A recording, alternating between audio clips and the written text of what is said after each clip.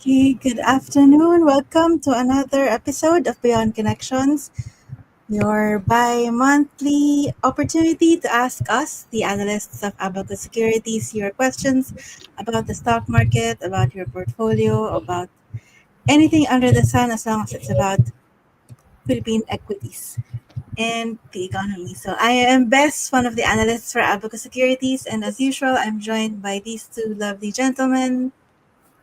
Hi, thank you for the introduction, Bess. Hi, I'm Rainier, one of the analysts as well for Abacus Securities. And I am Isaiah, one of the technical analysts for MyTrade and Apple Securities. Let me know what charts you would like me to show you this afternoon. Thank you for joining us. Yes, thank you guys. So while we wait for your questions, please everyone feel free to post your questions in the chat box and we'll do our best to answer you. How have you been guys? What stocks are you looking at, IC? Or maybe you can give us a read of the index as usual. Okay, not so much. Haven't been so aggressive in some portfolios. If you look at the index, Joseph, can we show the index just quickly? So if you look at the index, just like last week, it broke this volatility stop, and it hasn't been able to recover. So the the recent trajectory will continue to probably be sideways to down. The all shares as well. Again, we the bulls wanted to see a reverse head and shoulder, but looks like there will be continued weakness until this downtrend line probably breaks to the upside. So that's a quick look at the indices um, as of late. Rainier, Best. Okay, thanks, IC. I see we already have a couple of questions in the chat from new people. Welcome to Beyond Connections, Jan Marching and Lucy Abog. So let's start with Macro Asia. Maybe a fundamental look first from Rainer and then a chart interpretation from IC again. yes, thank you for the question or the request, John Mar. For Macro Asia, well, this has also been one of the stocks that have been inquired by our clients as well. For Macro Asia, I think there have been a lot of anticipation whether there would be some news on the extension between LTP and the new management of NNIC. So we spoke with management a few weeks ago, and they did indicate that they have already signed on for the extension. So LTP will not be going anywhere. So they will be staying here, and that should be positive for Macro Asia. However, the expectation there is uh, the rental rates or the lease rates for Macro Asia will likely see a significant bump. That would be a uh, that would dampen its profitability. And apart from that, the challenge that Macro Asia that they have been facing in the past years is passing on the prices for the recent wage hikes, since they are a company that is labor intensive, and minimum wage hikes do affect their margins. It takes time for them to pass on these costs to their customers. So margins are compressed at one point or at some point, especially in the third and fourth quarter, since the wage hikes are implemented in the third quarter usually, or during July. With those factors, there are the basically the outlook or the drivers are still there for Macro Asia, but there are challenges when it comes to margins, since factors in profitability are being affected by their overhead or some of the costs. So I think we should have more guidance when it comes to technicals, and IC can provide that. Um, Going to the chart quickly. So another reverse head and shoulders breakout here, but back in July, but it was not able to sustain. So for those looking to re-enter the trade, we probably wait for this downtrend line to break and possibly another higher low near the 434 resistance. So that's the setup that we would be looking for on the stock price. Rainier best. Okay, thanks for that, guys. Next question from Lucy. Converge, please. So same same thing. First, fundamental discussion, and then some chart interpretation from IC. So Converge and the rest of the telco sector has been negatively affected by the lapsing into law of the Konektadong Pinoy Act, which will which is expected to make to disadvantage the current player since it is encouraging more of the newcomers into the sector. So that has weighed heavily on the stock prices of not just Converge but also more so Globe and Tel. Converge also had a relatively disappointing Q2 earnings, which also drove the stock price to weakness. Um, there was some backlog in the repairs for Converge during Q2. Um, this was hampered by both bad weather, but also due to some constraints in manpower, which they are already addressing. So although there might still be some earnings weakness in the near term, we are still long-term positive for Converge. Based on management's comments, they don't seem to be very concerned about the impact on them from the Konektadong Pinoy Act. And we are expecting more earnings growth from them, possibly not in the third quarter or even the fourth quarter this year, but more so next year. So we are still our recommendation is still for a buy for Converge, but we'll probably wait until the IRR for the Konektadong Pinoy Act is released. It should be in the next couple of weeks.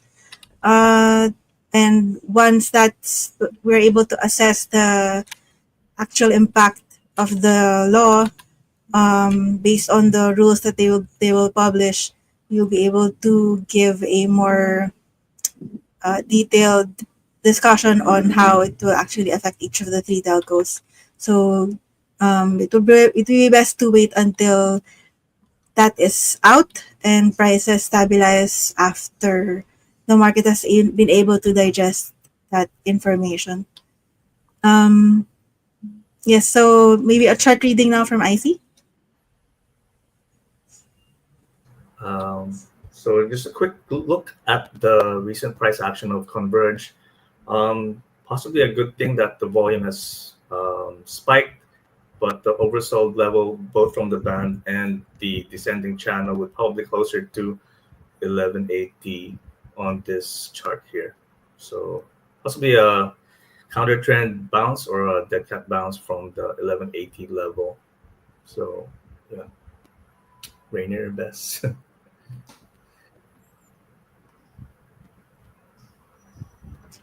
Thanks again, IC. So next question, maybe give chance to others. Let's deal with John Morris' second question later. From which one do you want to take? From Shane? Are all REITs overpriced at the moment? How about gold-related stocks such as OGP, etc.? Rainer, do you want to take that? And then maybe I don't think we do a technical read on REITs, right? Maybe a chart read on OGP and gold if you want to do that, I think. Yeah. Okay. For all REITs, I think not all REITs are overpriced naman, but I think the strategy kasi for REITs should be different compared to the other common stocks. We think that REITs in general should be a different asset class, since the plays usually for REITs are more long term and more yield based. So think the price is usually determined based on how far it is from the 10-year yield. And I think a lot of the names or a lot of the quality names that we like, RCR, A-REIT, and C-REIT, are close to the 10-year mean. But the difference, I guess, for these REITs are is ano pala, their capability or their outlook for continuous growing dividends. That's why they are being priced this way. And the outlook for them continues to be positive, especially with the rate easing cycle. So overprice may be subjective. So for those looking for long-term plays, it's okay to add any of those names since given their quality. But we want to highlight the quality or the ones that has less risk. So I think we've seen the likes of PREIT earlier this week or late last week that really plummeted nearly half of its price because of the news on one of its plants in Sikihor. So that is a challenge, but and that is one example of why we continue to prefer the quality names RCR, A-REIT, and C-REIT, and even the likes of M-REIT and FLI REIT. Then going on to the gold stocks, I'm not so sure if this is a question on yield, but OGP, in terms of its yield, it continues to be attractive. But now I think, given current price at 21 plus, the yield's now at high single digits compared to where it was, of course, about a month ago. And this has been driven by the higher gold prices. And in terms of them being overpriced, it's hard to say actually at this point because they will move based on how gold prices will continue to move. And basically, they will move in lockstep. So if gold prices go up, these gold-related stocks will go up as well. And as we've seen in their earnings, they have categorically moved the same way as well, especially for Apex and OGP. But for PX, it has been a laggard due to production issues. That's why if we were to rank the gold names currently, it will be Apex, OGP, then PX. So just to add a bit of a flavor on gold prices, I think there is a lot of uncertainty going on in the US, and that does help the stance on gold. And with the rate easing cycle coming on for the Fed as well, I think by next week, that should boost for assets like gold. So it's a bit of a mouthful, so we can now go to the chart for IC. So as for the technicals on OGP, it went higher than I had assumed 2 weeks ago. So, but in this very short term, it still does look like an opportunity to lighten further as it has exceeded. It did exceed the ascending channel here and remains overbought. So, looks like another opportunity to lighten further for OGP. And that's it. Yeah, Rainer. Hey, thanks, Trainer. Thanks, IC. Let's take the next question. Um, from Olga Behera Lobaton. I have SCC at 32.6. Can I still add at present price or wait for it to go down again? SCC is actually one of our dividend picks.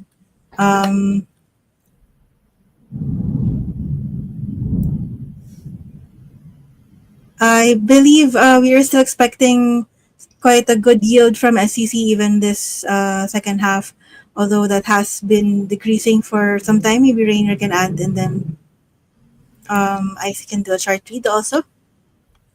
Earnings for SCC has been on a decline, especially compared to its peak back in 2022. But I think recently kasi the price has been boosted by I saw one of the questions earlier pertaining to the new mining act that would potentially benefit the likes of SEC. Uh, but going to the question, I think you can still add at present price, especially if you have a long-term outlook or a long-term horizon for SEC, since they will be announcing dividends, I think, by next month. So I think it's a good add to take advantage of the next dividend announcement. So yeah, it's an okay ano naman, okay play.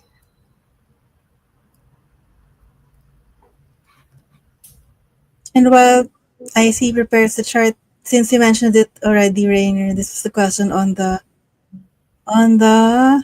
New Metals Mining Act. It remains to be seen. We haven't seen the entire act yet, and there is the potential that it might be shrugged off later on. But to I guess to go onto the question on benefiting more onto the gold rally, I think if we compare both Apex and OGP, OGP has had some uh, I think volatility in terms of their production. That's why I think about last month or a few months ago, it dropped I think closer to 13 and compared to now at 21. And that was because of the weak Q1 results. Then for Apex naman, Apex has been the one that is climbing like gold. Haven't seen much downturns in recent months because Apex has been more consistent when it comes to their gold production, and I think that's why our preference has been on Apex because of their consistency in terms of earnings, especially in Q3. Gold prices are up about 40% compared to third quarter of last year. So we should see another spectacular year-on-year numbers for Apex this coming Q3 figures once they're announced in November. So I think Apex is still okay, but if you're looking at yield, OGP is also a good choice pa rin naman.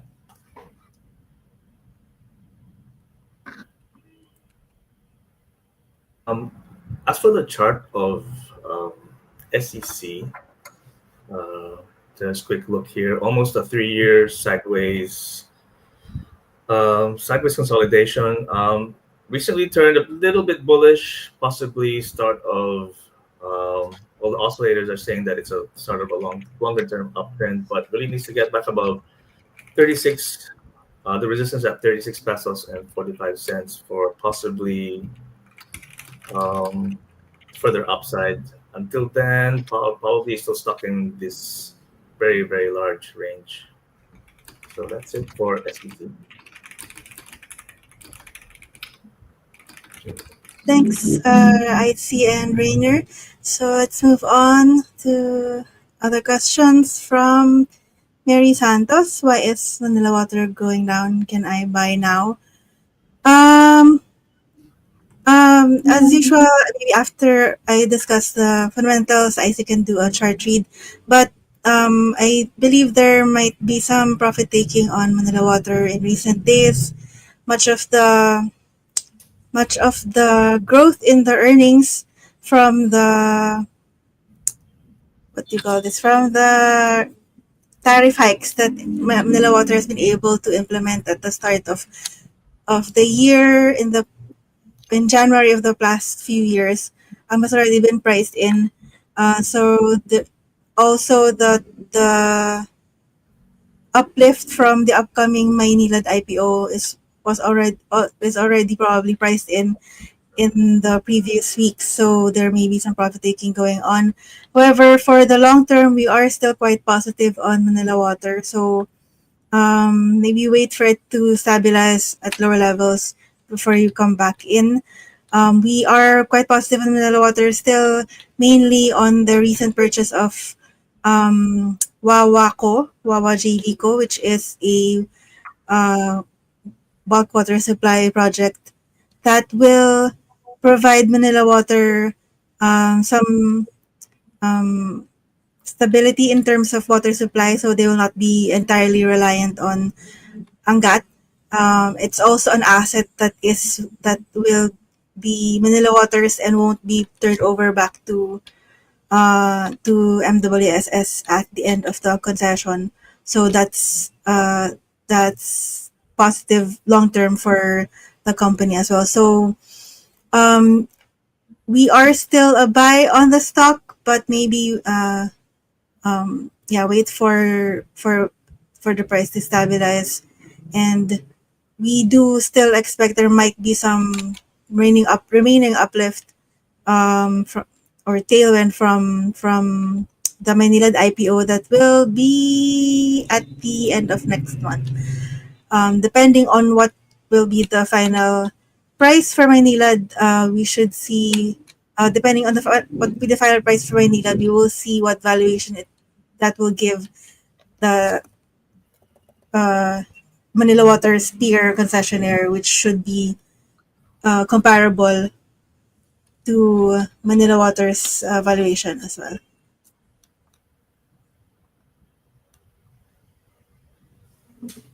Maybe a chart read, I think.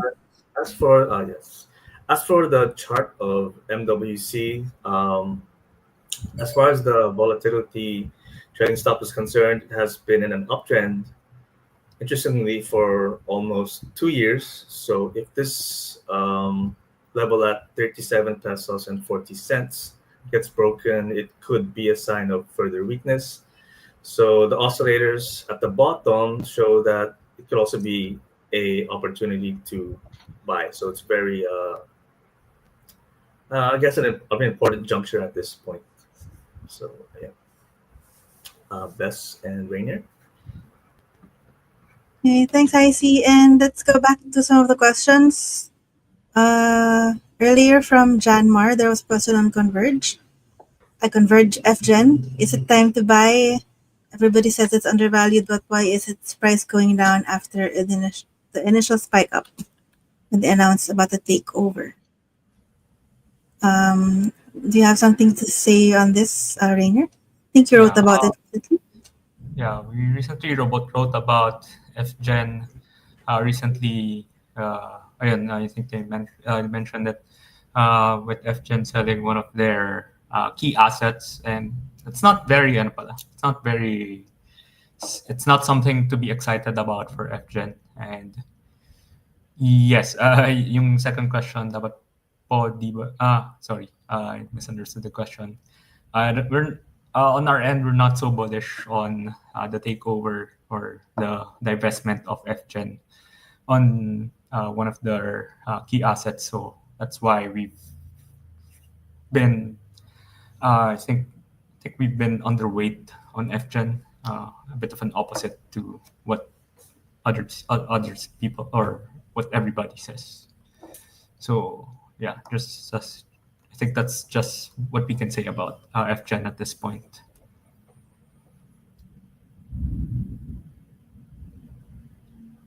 Thanks, Rainier. Do you want to do a chart read, IT? Or we can do a chart read. Just pretty much range bound for FGen with support at let's see, about 16 pesos. So yeah, it's just range bound for now. Okay. Thank you. Next, going back to the earlier um, stock mentions from Lirico SM, maybe a chart read also, as well as a brief discussion on fundamentals. Yeah. Well, first, we actually in the past few weeks in our short takes we have discussed SM quite thoroughly and basically our preference for it. And if you're not a client yet with Abacus and you don't receive our reports, this is the time for you to sign up with us so you can have an access to our daily reports, especially on our write-ups especially for SM. But just to keep it short, for SM, ayun, made our point actually in those write-ups and continue to like it, especially that in terms of its valuations continues to be attractive. It's historically uh, close to the cheapest levels over the past how many years.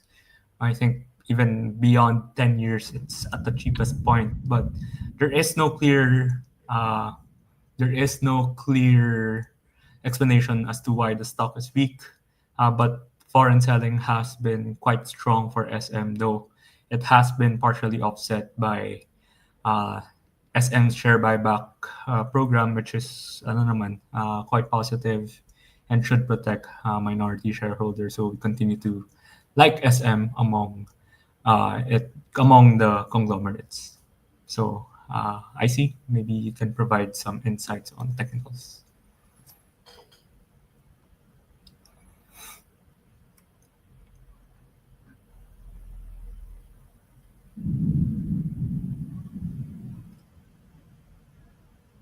I see. I think you're on mute. I hear Sorry about that. Sorry about that. I'll do it again. So it's retesting the support back in 2022 at 738 pesos. Should that level break, you could possibly get um, an oversold reading closer to about 707 pesos. So it's an important level to hold at this point. Yeah, hopefully it holds for the investors. Let's swing it.